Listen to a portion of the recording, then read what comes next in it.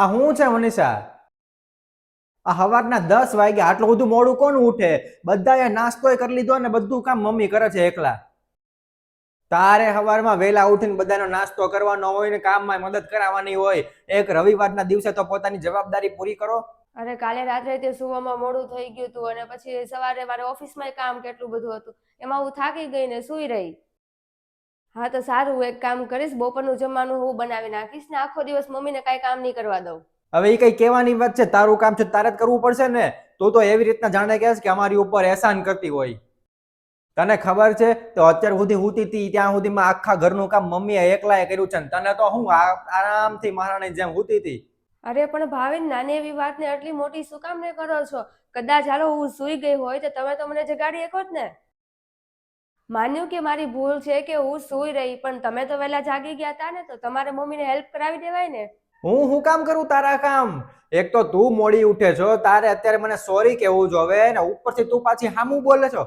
વાહ ભાવિન, ઘરનો હપ્તો ભરવો હોય કે પછી ઘરનો ખર્ચો કરવો હોય તો બેયનો અડધો અડધો, અને જ્યારે ઘરનું કામ આવે ત્યારે બધું મારી ઉપર.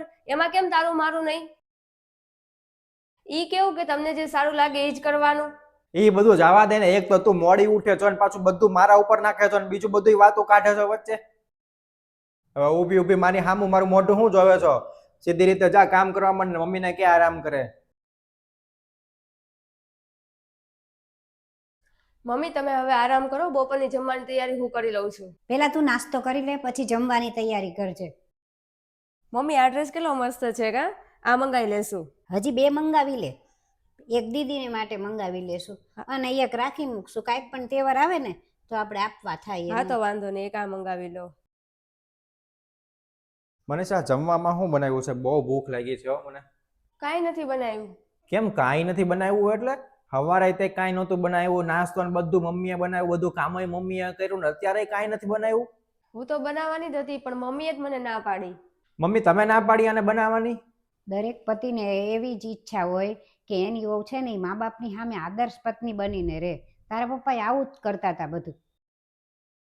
પછી બીમાર હોય કે ગમે હોય કે ક્યાંક થાકેલી હોય ખૂબ, તોય ભલે, તોય એને જ કરવાનું.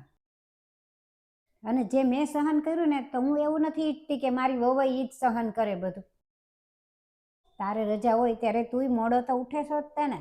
અને ગમે ત્યારે જ્યારે તારું મન થાય ત્યારે તું મોડો ઉઠેશ, તો એને મન થાય તો એ મોડી ઉઠે. એમાં શું થઈ ગયું? એને એક રજા હોય તો એ મોડી ઉઠે. અને તને અઠવાડિયામાં એક રજા મળે છે ઓફિસમાં, તો એને રજા તો મળવી જ જોવે ને. ભલે એને ઓફિસમાં રજા હોય તો એને રસોડામાંથી રજા મળવી જોવે. અરે પણ મમ્મી, તમે રવિવારના દિવસે એકલા કામ કરશો? મેં ક્યાં કીધું એકલા કરવાનું કામ? બપોરે આપણે બહારથી મંગાવી લેશું.